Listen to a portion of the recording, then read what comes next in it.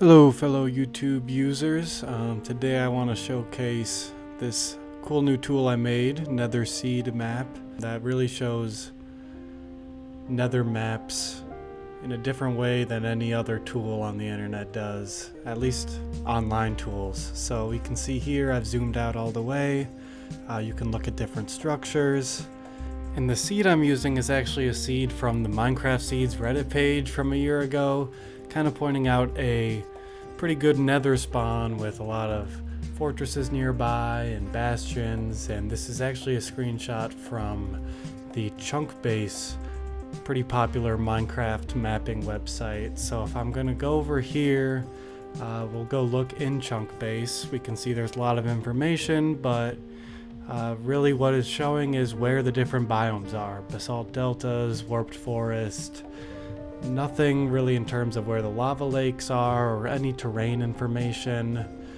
We can see this works well if we go to the overworld, using this approach of biomes to show maps, because in the overworld, oceans are their own biomes and rivers are all their own biomes.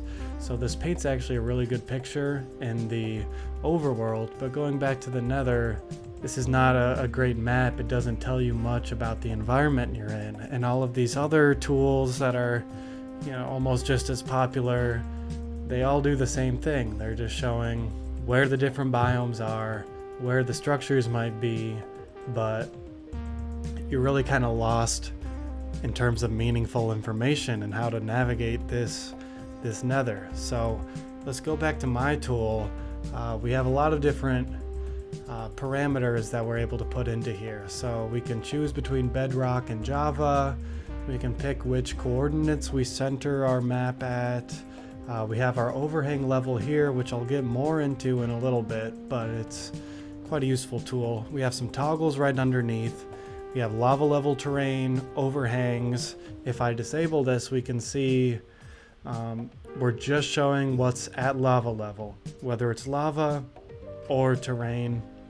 And then if I enable this overhang option, we can see some of these other terrain properties where maybe it's not necessarily at lava level, but it might be a land bridge, or just some overhang that you can walk around. And this is defaulted at the 40 Y level, but this is a parameter we can change. We can move this to 50. We can see what the terrain looks like at Y equals 50. We can see these overhangs are a slightly different shape now. It's really up to you how you want to use this information. Now, a useful application of this would be, let's say you want to build a nether highway at Y equals 90. So we put 90 up here, and we can see with this overhang, slightly transparent layer, what it looks like at Y equals 90. Now, by default, it's only going to load overhangs where there isn't this lava level terrain. So to get around that, we disable lava level terrain and reload our map here. So now we have a full picture of taking a slice at Y equals 90, what the entire terrain looks like in the Nether. So if we were planning a highway between this Nether fortress and that other one, then we could follow this route here and avoid having to dig through any different netherrack or other blocks. Now, something else that's nice is all this parameter information is stored within the URL. So I can go up to the top, or we have a button here that's copy link. I can go ahead and copy the link, and then if I go and share this with someone else, and it's going to open exactly the map that I had pulled up from earlier, whether I had toggled lava level terrain or not, the exact coordinates I was centered at, the exact zoom, if I wanted structures enabled or not. I can find something cool in my world and share it very quickly with one of my friends, which is kind of the reason I built this. So for this last part here, I want to actually load into Minecraft and show some of the comparisons between the map and what we're actually seeing in game. I'm going to set my overhang level back to 40 for the default, and we can see this exact map is in Bedrock just because that's what Reddit had for it, so I'm gonna head over to my Windows computer and load up into Bedrock.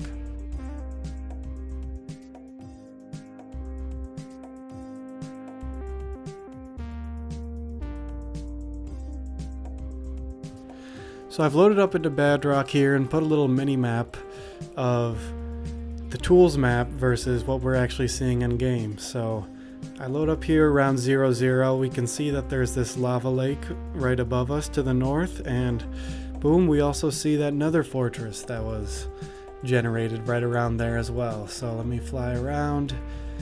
We can see it spawns around where it says it does on the map, so good to know. Kind of setting our bearings again. Let's go to the east. Yeah, east I believe, so we should be able to run into a lava lake pretty soon, a pretty massive one, so looks like that's what we're seeing. We come across here, we can find the other coastline as generated in our map. And so next I'm gonna head down. I'm gonna go under this overlay. We see the overlay was generated, but I can go under it because it's not at lava level. And if we keep flying around this coastline, we should be able to find another nether fortress pretty soon. There we go. Nice, nice. And now I'm going to continue to go around the coastline where we should find one more nether fortress pretty soon here.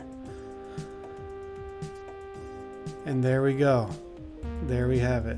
So it is pretty useful information, what's generated on this map. It allows us to navigate the nether in a way that's pretty new and unlike any other tool. Now for this final part, I'm going to TP to the coordinates where that treasure bastion is located. But we have a bastion right here, treasure bastion to be exact. Yeah, I think that's all I really want to show so far on this tool.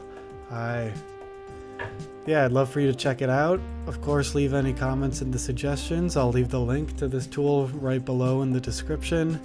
And yeah, I'm hoping you guys find it useful, add it to your everyday Minecraft experience, and yeah, feel free to tune in for more updates I'm going to be making and any other tools. So check it out. It's your boy Harrison Board.